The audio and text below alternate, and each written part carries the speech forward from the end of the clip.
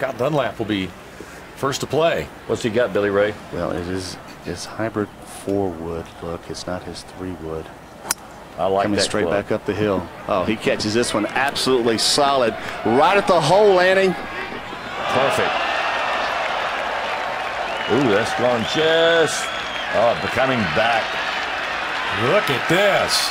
It's not finished. Look at this. Wow. He just put it in there about 5 feet. What a great shot by Scott Dunlap.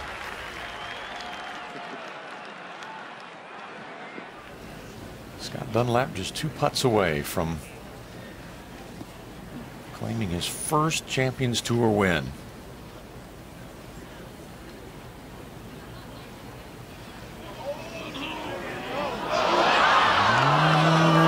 Okay. Boy, that was quick. Yeah, he actually hit it harder than I thought he would. Welcome to the winner's circle, Scott Dunlap. Been a long, long time. Scott Dunlap, he's our champion.